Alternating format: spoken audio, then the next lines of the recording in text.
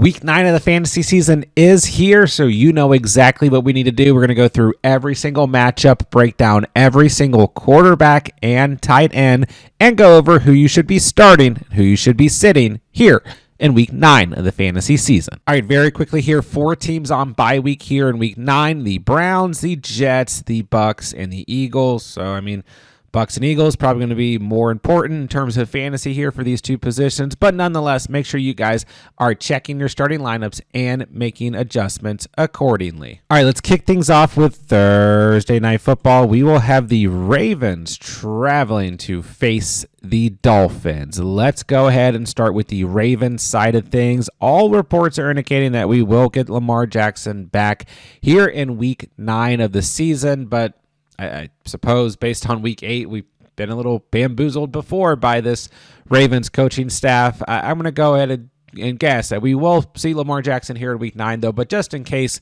Tyler Huntley on the screen there, if he is the starter, he's going to be a sit for me. Not that he was, necessarily awful in relief last week, but if you own Lamar Jackson, this is what you've been waiting for. You want to go ahead and fire him up with confidence. The Dolphins are still in the bottom 10 in the league in terms of fantasy points allowed to opposing quarterbacks, so should feel good. It's Lamar Jackson. He's going to get back into the swing of things. This is what you want if you drafted him. And I will go ahead and say, as long as Lamar Jackson starts, I think Mark Andrews is back in the start category. I know it's been really frustrating over the past couple weeks if you own Mark Andrews, but don't forget he did have double-digit fantasy performances in 2 out of the 4 games with Lamar Jackson at quarterback, and the Dolphins are bottom 12 against opposing tight ends in terms of fantasy points allowed. So for that reason, I think Mark Andrews can be considered a start, and Thursday Night Football has been pretty high scoring here in the 2025 season. So they should both be starts. Like I said, if Huntley gets a start for some odd reason here, he's a sit, and Isaiah Likely just has not done enough so far in the season to be considered anything other than a sit. All right, I kind of went back and forth here with Tua Tagovailoa. I've got him in the sit category moving into Week 9, but I will say if you guys are absolutely desperate, like due to bye weeks and injuries, he could be a low-end streaming option. I just think the floor is so risky. I mean, kudos to Tua, very strong Week 8 performance against a inconsistent Falcons defense that has, for the most part, been pretty good on the season. 24.2 fantasy points through 4 touchdowns, was pretty accurate, 20 of 26, 205 passing yards, but literally just the week before, 1.6 fantasy points, okay? The week before that, 9.6 fantasy points. Tua can always do this. I mean, he had 2 or more passing touchdowns in every game between weeks 2 and week 5 of the season. And it is a really good matchup here against the Ravens, bottom 5 in terms of fantasy points allowed to opposing quarterbacks. So desperation streamer, I just still think in single quarterback leagues, for majority of you guys, you're staying away from Tua this week. It's just way too risky, but like I said, these Thursday Night Football matchups have been pretty good for fantasy this year. In terms of the tight end position, I don't even know this. I mean, I like Greg Dulcich. I don't know who the tight end for the Dolphins is, because this past week we were expecting it to be Julian Hill, and he got injured dealing with an ankle injury. We know that Darren Waller is headed to IR, so that leaves Tanner Connor, Greg Dulcich, and then we also have Jalen Coiners. He's on IR too. So point being, to not waste any more time, we're not starting any Dolphins tight end here in Week 9 of the fantasy season. And I'm going to go ahead and head straight to Underdog to take the over on Lamar Jackson to score a rushing touchdown here in Week 9. I think in this first game back against a Dolphins defense, great matchup here. He's going to come out swinging, and the potential for him to score on the ground is pretty high, as the Dolphins have allowed 4 total rushing touchdowns to quarterbacks on the season. That is the most of any team in the NFL so far. Don't forget, all new users who sign up on Underdog using promo code THECATCH are getting a free NFL Pick Em to use towards Week 9 NFL action. Take that free Pick Em, take Lamar to score a rushing touchdown. If both of those lines hit, you'll automatically double your cash entry. And on top of that, Underdog's going to give you $50 in bonus cash as long as you guys play through $5 on Underdog. Sign it up using promo code THECATCH. And on top of that, they're also going to give you a 50% deposit match up to $1,000. So make sure you guys sign up on Underdog using promo code THECATCH. That link is down below if you want to take advantage of all of their Week 9 exclusive NFL offers. All right, moving into the early window on Sunday, we will have the 49ers traveling to face the Giants. Let's go ahead and start with the San Francisco 49ers. Got to be honest with you guys, at this point in the week, I have no idea who the quarterback is going to be. For the Niners, we have Brock Purdy still dealing with that toe injury. He is uncertain on the road here against the Giants for Week 9. Then Mac Jones has popped up on the injury report with a knee contusion. So if they aren't good to go, I don't know. They have Adrian Martinez or Curtis Roque. I don't know anything about either of these quarterbacks. And it looks like one of them is actually on the PUP list. So maybe they go out and they sign someone or they bring somebody else off the practice squad if these two quarterbacks can't go. I don't know. But I think Purdy, is good to go and is able to play. You can still start him. He's only started 2 times this year, but in both of those games, he's thrown for at least 2 touchdowns and has had at least 18 fantasy points. So I think that Purdy, if he gets to start, it's a really good matchup against the Giants. If it's Mac Jones, I think I'm going to sit him, but if you're in a position where you need a desperation streamer, once again, Mac Jones has 19 or more fantasy points 3 times on the season, and it's a really good matchup against the Giants. But yeah, I just don't know exactly who's going to be able to play at the quarterback position for the Niners this early in the week. We'll find out. George Kittle, if you own him, you can go ahead and start him. Once again, the volume's pretty low here. In 3 games that he's played in on the season, 4 catches in 2 of them. Week 7, obviously, 2 targets, 0 catches, but he does have a touchdown in 2 out of 3 games on the season, and it's George Kittle. If you own him, you're probably just going to roll with them. Jake Tunges really hasn't been serviceable with George Kittle on the field, but he did find a way to score a touchdown this past week, maybe because it was National Tight End Day, not quite sure. So I'm going to leave Jake Tunges in the sit category here in Week 9. Then we look to the Giants side of things. Jackson Dart remaining a start on a week-to-week basis. It will be kind of interesting to see if we get a little bit of a deflated fantasy value with no Cam Scatterbo in this offense, because he was serving a really strong role, but Tyrone Tracy should be serviceable. And still, when it comes to the passing attack / the rushing attack of Jackson Dart, he's given us 17 or more fantasy points in every game this year, 19 or more fantasy points in every game he's been the starter, except for 1 game. So can still get it done on the ground, can still run it in for a touchdown. We're looking at 4 rushing touchdowns out of 5 games started for Jackson Dart, so still in a great spot here. This Niners defense is not particularly a great matchup. It's not an awful matchup, but I think even no Malik Neighbors, no Cam Scatterbo, you can still roll with Jackson Dart. I'm sorry. So we'll keep him in the start category. And then we look to the tight end position here. I think Theo Johnson is always like a risky streamer. Maybe once again with no Cam Scatterbo, we see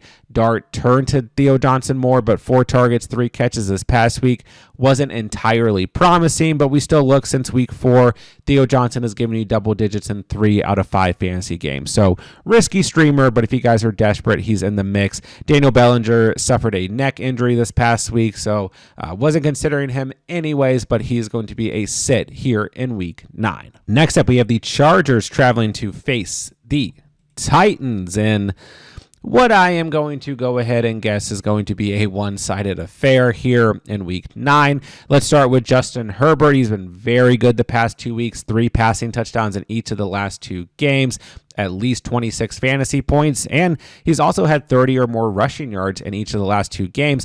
And actually on the season, he's had 24 or more rushing yards in every game except for 2. So Herbert's finding a way to get it done despite injuries on this team. We did see some of the offensive linemen be able to come back, Joe Alt specifically, and that's definitely good for Justin Herbert. They're on the road here against the Tennessee Titans. That doesn't bother me one bit. I mean, technically speaking, the Titans are top 12 against opposing quarterbacks on the season in terms of fantasy points allowed, but Herbert has been super solid. There's no way that you're going to bench him in this position. And bear in mind, I mean, the Titans are just so bad against the run that they rank okay against opposing quarterbacks, but they've also been really soft against opposing wide receivers. I think that this is going to be a strong week overall for the Chargers offense. Plus, given the current offensive state for the Titans, I think that there's a strong chance the Chargers are in scoring position more often than not and see some short Fields. Arande Gadsden is going to be a start here in week 9, 11.8 or more fantasy points in 3 straight games, 2 touchdowns in the last 3 games. Really nice week 8 with 18.7 fantasy points. If you own Gadsden, he is no longer just like a streaming tight end or like a, fill-in flex. He is just a start at the tight end position. He's been really good with 15.4 yards per touch or better in the last 2 games. 15.4 yards per catch or better in the last 2 games as well. He's been really good in terms of yards after the catch. Go ahead and roll with him with confidence. You would not be rolling with confidence if you own Cam Ward or any of the Titans tight ends. Cam Ward going to remain a sit. He has had a turnover in every game this year. He's thrown an interception in every game since week 3. He's had enough fumbles. You just can't trust Cam Ward, even in Superflex. He's an absolute must-sit player. Don't like him against his Chargers defense at all. Chicken Conquo, he does this. Like, he gets involvement after having no involvement, but you just can't trust him. I mean, 5 targets, 4 catches, 53 receiving yards this past week, 9.3 fantasy points, but his ceiling on the year is 11.6 fantasy points. His floor is 0 fantasy points, which we saw in week 7, 2 targets, 0 catches. So staying away from this Titans offense in general. I have no confidence, even in Chicken Conquo, as we roll in to week 9. Okay, moving along here, we will have the Vikings traveling to face the Lions. Let's go ahead and start with the Vikings side of things. Looks like J.J. McCarthy is expected to make his return in week 9. And, I know Carson Wentz, it was not good this past week and for majority of his starts with the Vikings, but let's give some flowers, at least to Carson Wentz, playing through some pretty gruesome shoulder injuries. And last week, I know it was really ugly, but you got to give him some props for trying to play through that shoulder injury and staying in the game. Nonetheless, he wasn't great for fantasy, and I don't think J.J. McCarthy is going to be much better here in week 9 of the season on the road against the Lions, but he does have weapons in this offense. It is a good offensive system. We know we got J.J. Addison, even Hawkinson, and 2 serviceable running backs in Jordan Mason and Aaron Jones. So maybe there's something here, and the game script should benefit the pass, as I do believe the Vikings will be playing from behind here. But I don't want to risk this in my fantasy lineups or your guys' lineups. So even in Superflex, double QB, all that stuff, I think McCarthy's a sit this week. I think TJ Hawkins is just kind of atop the streaming category. Once again, I think that this game script will be good for Hawkinson because the Vikings should be in a position where they need to throw the football. Not a great or necessarily bad matchup against the Lions. They're kind of middle of the pack against tight ends. So we've seen some inconsistency with Hawkinson. Has only hit double digits twice on the season. So I'll leave him in the streaming category, and still, even in a matchup that may favor him in terms of game script, really not my favorite this week. Then we move to the Lions side of things, coming out of their bye week. I mean, I think Jared Goff is always in the start category, but when you look a little bit further here, 20 or more fantasy points in 2 games this year.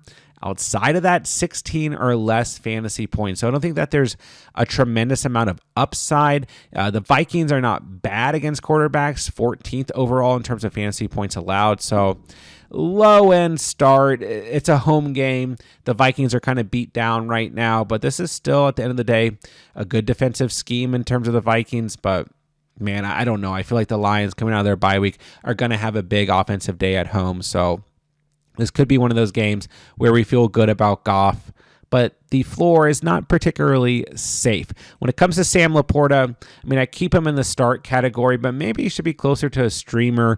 Double digits in 3 games on the season. The other 4, 7.3 or less fantasy points. The Vikings, not great against opposing tight ends, 18th overall in terms of fantasy points allowed. But Laporta is one of these tight ends. I think if you own him, you just go ahead and roll with them and take what you get. If you have other options that you feel like the matchups are better, the upside is better, all that stuff, you can go ahead and roll with them. But I think for a lot of you guys out there, if you own Laporta, he's a perfectly fine start here in week 9 of the season. Next up, we have the Falcons traveling to face the Patriots. And at this point, this early in the week, not exactly sure who's going to be the starting quarterback for the Falcons. Michael Penix considered day-to-day as he deals with that knee injury. The next man up would be Kirk Cousins. Either way, I'm not starting either of these quarterbacks, even in like super flex territory. I'm not feeling great here. The Patriots have allowed the 6th fewest fantasy points to opposing quarterbacks, and this quarterback play out of the Falcons has been less than mediocre for majority of the season. So I don't want to start any Falcons quarterback, and I think it's as simple as that. On the road here against this Patriots defense, not really feeling a great overall day for most of the Falcons offense. Maybe outside of Bijan Robinson. I do think that Kyle Pitts is worth a stream. This is kind of where we've had him over majority of the season. He has had 13.2 or more fantasy points in 2 straight games, 9 or more targets in 2 straight games, and 7 or more catches in 2 straight games. So once again, I don't know if I'm necessarily feeling like an offensive explosion this week for the Falcons offense, but the Patriots surprisingly have been really bad against opposing tight ends. They are bottom 5 against the position. So good enough spot here. He's a strong streaming option as we move into the week. Then we look to the Patriots side of things. Drake May has been playing outstanding. He's the quarterback 2 in fantasy. 27.2 fantasy points this past week, 3 passing touchdowns, 50 yards on the ground, and 282 total passing yards. So we're looking at 20 or more fantasy points in every game on the season except for 2. We look to this matchup. It is tough. The Falcons are top 5 in terms of fantasy points allowed to the quarterback position, but you own Drake May. I think you're rolling with them, especially at home. He's a strong start this week. Then we look to the tight end position. Hunter Henry just lives in the streaming category. I mean, he did score a touchdown this past week, but that was his only catch, 7.7 fantasy points. The ceiling that we saw in the first month of the season has not quite been there, so I think he's a very risky streaming option, and the Falcons have allowed the fewest fantasy points to tight ends, so bottom of the streaming category, but it's kind of tough to not put Hunter Henry in the streaming category. But, like, for example, I feel much better about Kyle Pitts here in week 9 of the season. Next up, we have the Colts traveling to face the Steelers. Let's start with Danny Dimes and the Indianapolis Colts. Daniel Jones remains a start. I know we saw like a few lower ceiling games, but in the past 3 weeks, he's had 22 or more fantasy points, 23 fantasy points this past week, 21 to 29, 272 passing yards, and 3 passing touchdowns. He now has at least 2 passing touchdowns in every game since week 5 of the season. So you got to feel good here. The Steelers defense has just been flat out bad. They have given up the second most fantasy points to opposing quarterbacks so far on the season. So you own Daniel Jones, you got to feel really good this week. He is a strong start. Then we look to Tyler Warren. I know it was a bit of a down week this past week. Didn't hit double digits, didn't score a touchdown, but he still gets a lot of involvement in this overall offense, and he still has been great on the season as he tight end 4 in full PPR, the tight end 2 in half PPR. So keep rolling with them. And then coincidentally, the Steelers have also given up the second most fantasy points to opposing tight ends. So you got to like this spot. They've given up the second most receiving yards to tight ends on the season so far, and they are tied for the second most receiving touchdowns at tight ends. Strong spot for Tyler Warren, absolute must-start player this week. Then we look to the Steelers side of things. I'm going to leave Aaron Rodgers in the streaming category, kind of like a low ceiling streamer, but he has had 16 or more fantasy points in 3 straight games, 2 passing touchdowns in 3 straight games, and this is going to be one of those game scripts where I think the Steelers are going to need to throw the football. And the Colts defense, nothing to sneeze at, but they're 17th overall against quarterbacks. I mean, not the best, not the worst matchup here. So he is a solid streaming option. I don't know how much upside he particularly has, though. Then we looked at Johnny Smith, Pat Freiermuth. I think these guys are only going to be like streaming options in extremely soft matchups. And I mean, this is a soft matchup. The Colts have given up the 4th most fantasy points to tight ends on the season. So I don't know, maybe this kind of works against my argument here, but like I felt okay about them in week 7 against the Bengals, for example, who've given up the most fantasy points to tight ends, but you just have risk here on a week-to-week basis. Like,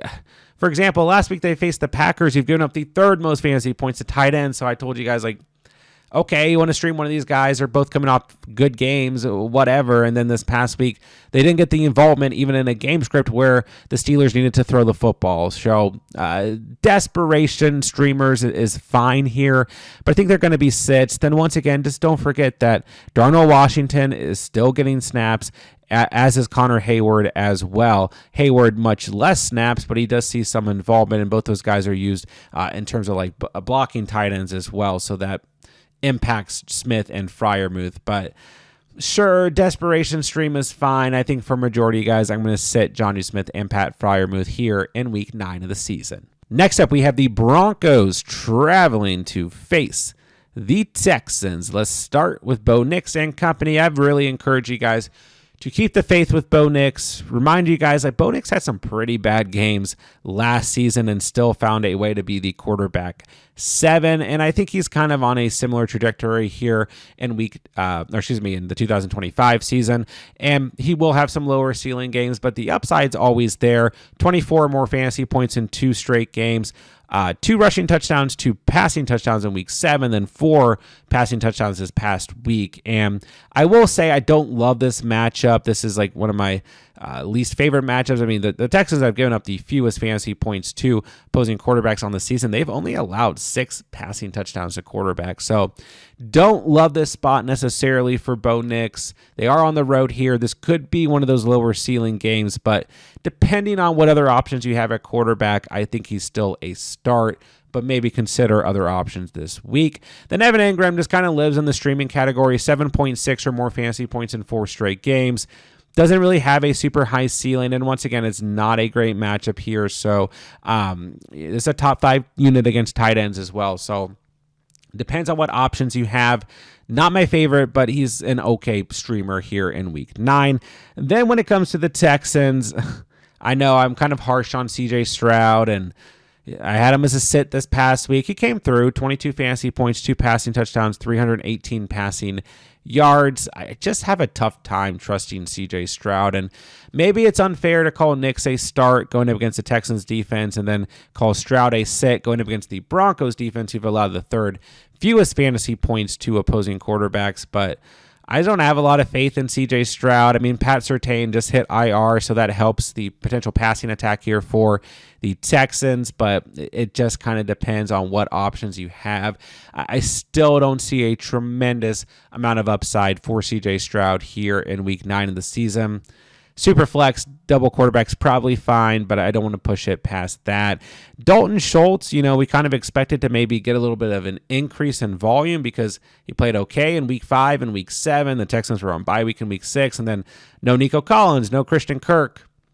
4.4 fantasy points for Dalton Schultz this past week, so I've got him as a sit. I think there are better options in terms of streaming tight ends as we move into week 9 of the season. Moving along, we have the Bears traveling to face the Bengals. Let's start with Caleb Williams and the Chicago Bears, with Caleb Williams coming off of a bad performance. 12.8 fantasy points.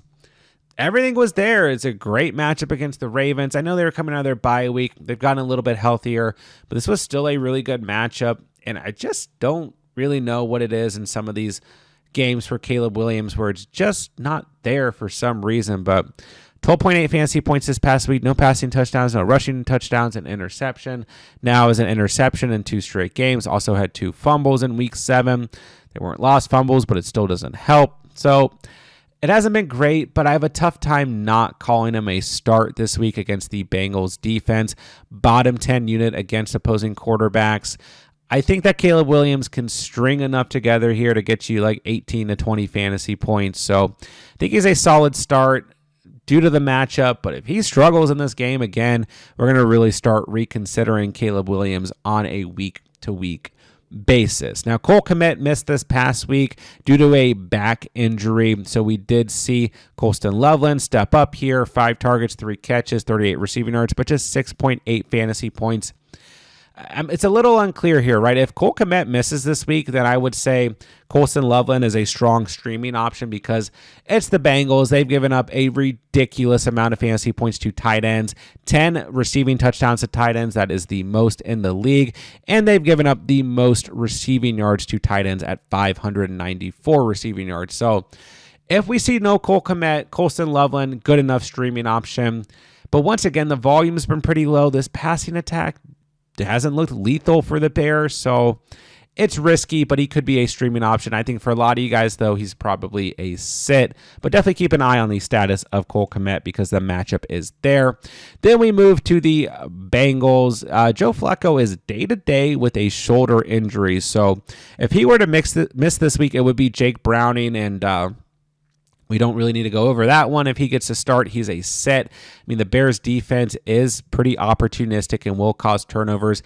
They're bottom 10 against opposing quarterbacks in terms of fantasy points allowed, but they can cause some turnovers in that secondary as well. So if it's Browning, no thank you, stay away. But if it is Flacco, if he's deemed good to go, you got to consider him a very strong streaming option with 2 or more passing touchdowns, 18 or more fantasy points in each of his 3 starts with the Bengals. So one of my favorite streaming options this week, close to just being a start, quite frankly. I mean, it's probably unfair to call Caleb Williams a start and Joe Flacco just a stream, but we'll see how things shake out here. In terms of tight ends, Mike Gesicki is actually on IR. Shouldn't even really be on the screen, but Noah Fant is a starting tight end here, I guess. 3 targets, 3 catches, 41 receiving yards this past week in a really good matchup against the Jets, but just 7.1 fantasy points. So, yeah, maybe, take a couple things here in stride. Caleb Williams, a bit risky. Colston Loveland could actually be a streaming option. Flacco, maybe closer to a start. Mike Gesicki shouldn't be on the screen, but Noah Fant still a sit. So sorry if I kind of botched this one, guys. But there you have it. Bears, Bengals, quarterbacks, tight ends, week 9. All right, final game of the 1 o'clock window will be the Panthers and Packers. Let's start with the Panthers side of things. Don't know at this point in the week if Bryce Young is going to be able to play. He is considered day-to-day with that ankle issue. If he is able to play, he's still a sit for me. Don't like this spot. I mean, the Packers defense hasn't been great against quarterbacks. They're bottom 12 in terms of fantasy points allowed, but I'm not trusting Bryce Young in my starting lineup, and I'm certainly not starting Andy Dalton in any capacity anywhere. He's a sit with 2.1 fantasy points in relief of Bryce Young this past week. Yeah, 2.1 fantasy points in an entire game, 2 lost fumbles, and a pick. No thank you. Whoever the tight end is going to be, I have no interest whatsoever. Tommy Tremble, Jatavion Sanders, barely combined for 6 fantasy points this past week. Staying away from both of those players here in week 9.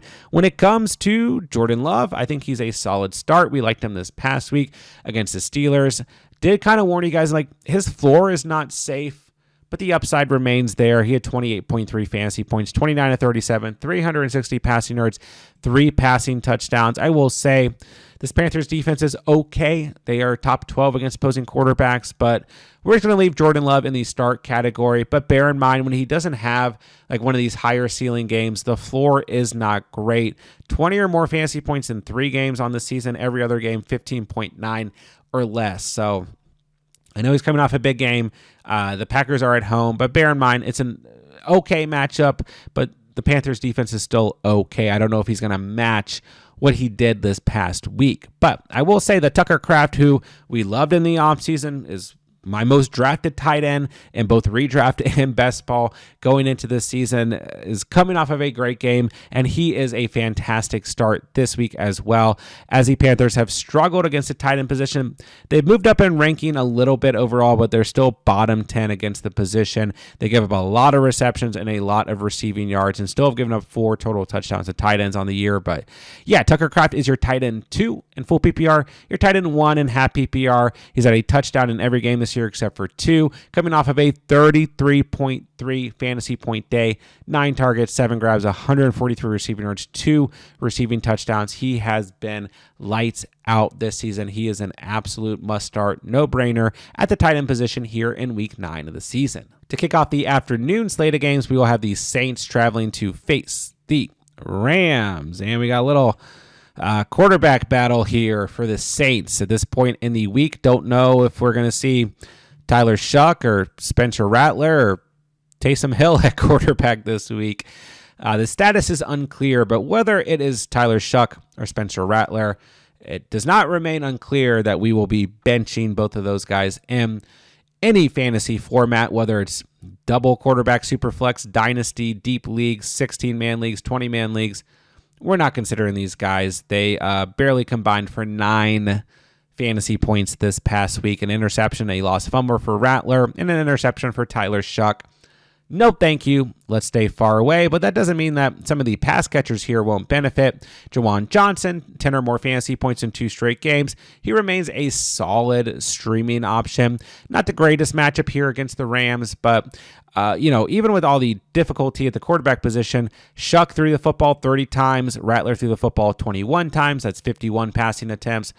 Players like Chris Olave, Juwan Johnson are somewhat benefiting from the Saints being in such a bad position and needing to throw the football constantly. So I think Juwan Johnson, perfectly fine streaming option. Then we look to the Rams side of things. Matthew Stafford remains a strong streaming option, maybe closer to just a start here, but it's kind of like Jordan Love. Like the ceilings are very good. The ceilings are high, probably better for Stafford than a player like Jordan Love, but the floors are just difficult, right? We have 14 or less fantasy points in 3 games for Stafford, 18 or more in the other 4. But you got to imagine that the Rams are going to come out here, play well at home, extra week of rest, extra week to prepare.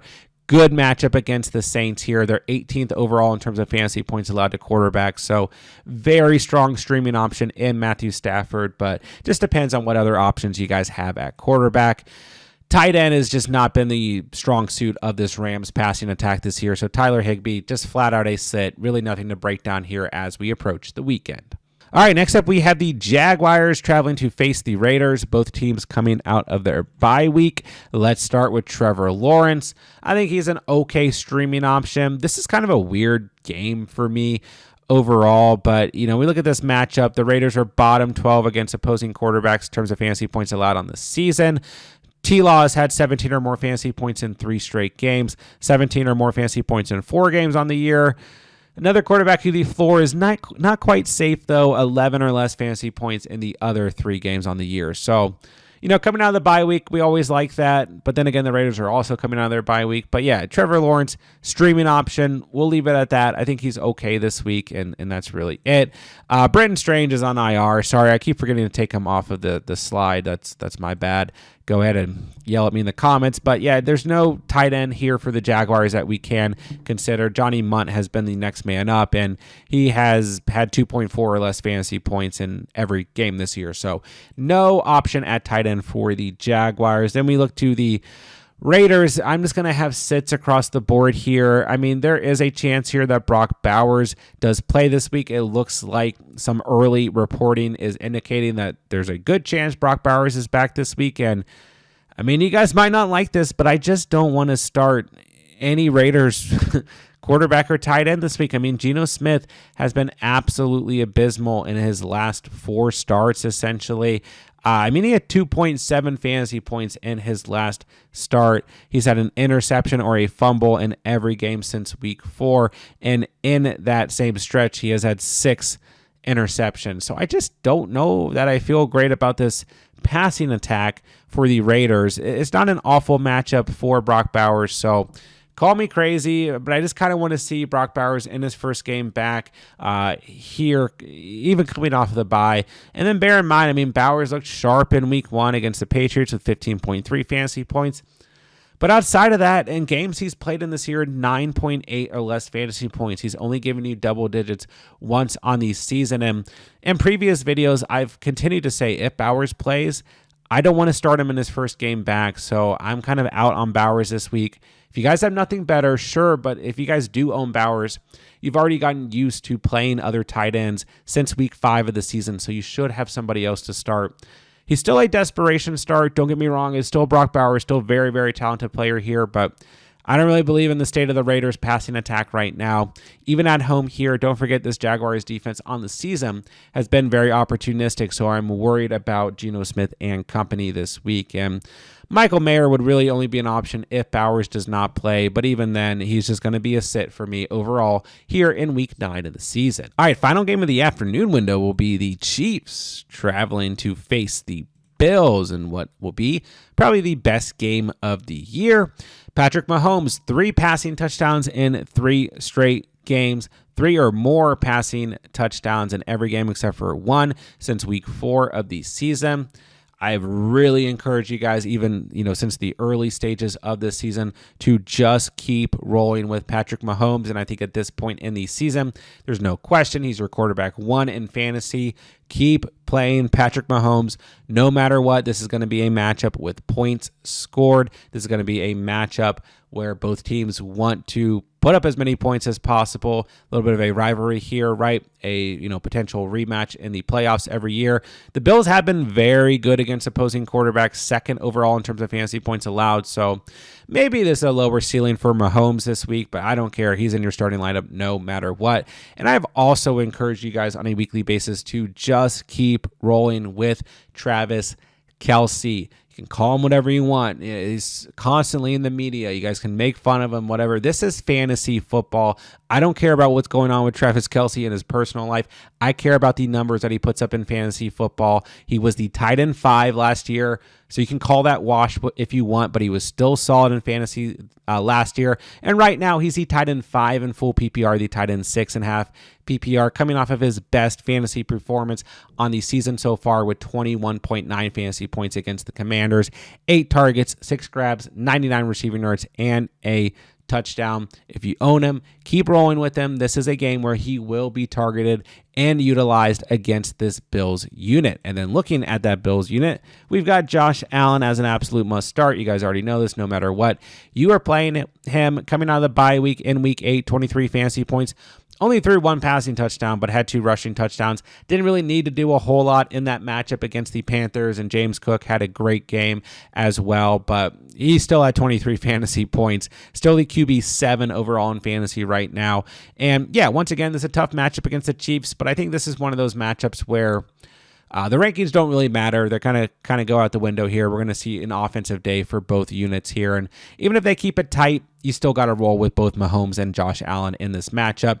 Kincaid in a good spot in week 8. Just didn't really need to be utilized. 3 targets, 1 catch, 23 receiving yards, 3.3 fantasy points. And once again, it's not the greatest matchup here against the Chiefs defense, but I want to start players in this matchup because I think points are going to be scored. So Kincaid, Allen, Kelce, Mahomes, let's roll with all of them here in week 9 of the season. All right, Sunday Night Football, we're going to have the Seahawks traveling to face the Commanders. Let's start with Sammy Darnold and company. He's going to be a start for me. I know the last time we saw Darnold play wasn't great against the Texans in week 7, 9.6 fantasy points, but Texans have been extremely good against opposing quarterbacks on the year, giving up the fewest fantasy points to the position. The Commanders have been bottom 5 against opposing quarterbacks, so I think coming out of the bye week, extra week to rest and prepare. Darnold, a strong start here in week 9 and could be out there on waivers for those of you who are missing a quarterback like Jalen Hurts or Baker Mayfield here in week 9 of the season. So Darnold, strong start. I really like him, even on the road here against the Commanders. AJ Barner, I think you can continue to stream. Once again, he had a tough matchup in week 7 against a good Texans unit against tight ends, but this week he gets the Washington Commanders. It's a better matchup as they are bottom 10 against opposing tight ends. So still kind of like a desperation streamer, but just don't forget he has had 10 or more fantasy points in 4 games since week 2. So I still think he's a solid streaming option, but he is kind of touchdown dependent. A lot of streaming tight ends are touchdown dependent, but it's a better matchup. I think both Darnold and Barner will bounce back against this Commanders defense. Then we look to the Commanders. It looks as if most early reporting is indicating that Jaden Daniels will have a chance to play this week. Will hopefully play this week because I feel like the Commanders really need him back as they are in must-win territory looking at their overall wins on the season. So if Jaden Daniels plays, I think you can start him. It's not particularly the greatest matchup, not the worst matchup against the Seahawks here. If he's deemed good to go, I think you just got to roll with him if you own him, unless you really feel like you have a better option. If Mariota gets to start, he's going to be a sit this week. I know he's been serviceable at times, but I just don't feel good about it. Going to go ahead and sit him this week. And then Zach Ertz I have as a start, but he's really, in my mind, tied to Jaden Daniels playing. We look overall in the season. In games where Jaden Daniels has played, we've seen Zach Ertz score a touchdown in all of those except for week 5 of the season. So that has resulted in double-digit fantasy points every time Ertz has played with Jaden Daniels except for week 5. In games with Mariota, we're looking at 6.8 or less fantasy points. So he's a start if JD5 plays. If he's not, or if JD5 doesn't play, he's a streaming option, but it looks like JD5 will play this week. We'll find out, and that'll definitely determine how we look at this Commanders offense rolling into week 9. All right, Monday Night Football this week will be the Cardinals traveling to face the Cowboys. And at this point in the week, I don't know if Kyler Murray is going to get the start or not, if he's going to be able to return from that foot injury that kept him out in week 6 and 7, but the Cardinals are coming out of their bye week, and it looks like early reporting is indicating that Kyler Murray has a good shot to play here in week 9. So if he's a starting quarterback, you got to roll with them. The Cowboys have given up the most fantasy points to opposing quarterbacks, the most passing touchdowns, with 20 passing touchdowns allowed on the season. That is the worst.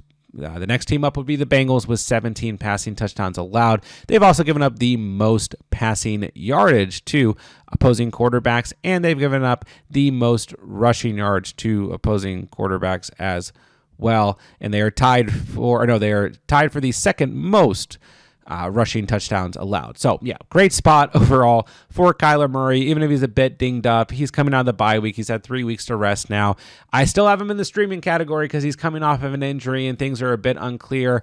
And he's had 18 or more fantasy points in 2 games this year, 15.3 or less in the other 3. So it's not like he really has a super high ceiling overall. But in terms of him getting like 18-ish fantasy points, definitely can happen this week. And hopefully we see him break that mark in what is, once again, a phenomenal matchup. But, if the injury and all that stuff wasn't necessarily here, then I think I would have him in the start category due to the matchup. But with the injury and all that, we'll leave him as a strong streaming option. Now, if he isn't able to play, Jacoby Brissett is a sit for me, which is maybe unfair. Once again, looking at the matchup, I just think that there's better options in terms of potential streamers. Plus, I don't really think Jacoby Brissett's going to play this week. I think it'll be Kyler Murray, but I will say double quarterback, super flex. Jacoby Brissett can be in your starting lineup. He had 19 or more fantasy points in each of the 2 games in relief of Kyler Murray, so this is probably a bit unfair. Let's just go ahead and, if you guys are listening and not just looking at the names on the screen,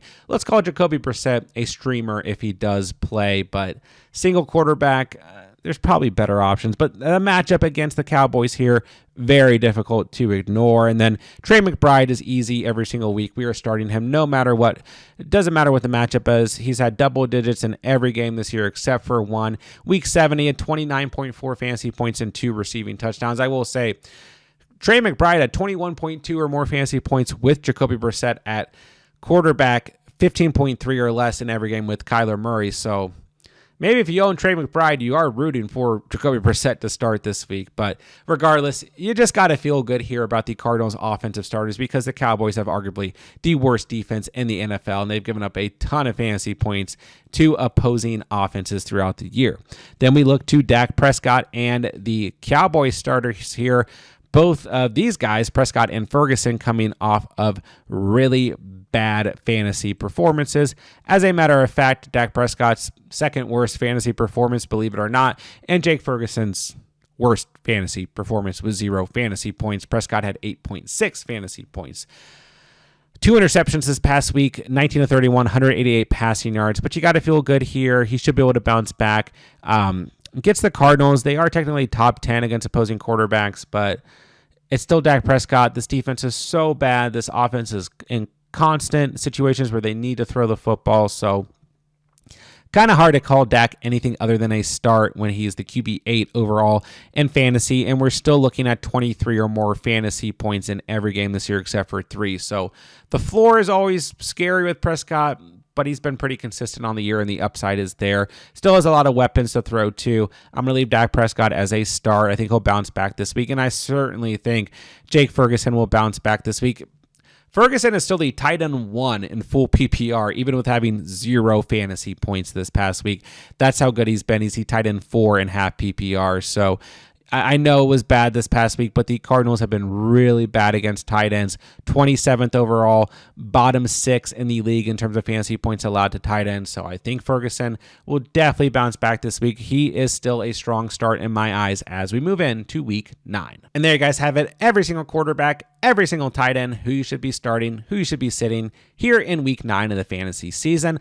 Don't forget, guys, I'm answering as many fantasy football questions as I can in the comment section down below. So make sure sure you guys drop your questions. I'll answer as many as I can throughout the week, whatever you guys need in terms of fantasy moving into week 9. And while you guys are down there, it does me a huge favor, helps out the channel tremendously if you guys hit that like button and that subscribe button on the way out. And when the videos and playlists pop up on the screen, make sure you guys go check out all of our week 9 fantasy content. We're going to have everything that you could possibly need to dominate this week and every coming week of the 2025 fantasy football season. So make sure you guys go check out all the videos as they drop. And with that, I'll say thank you guys so much for watching and or listening. And remember, you saw it here on The Catch.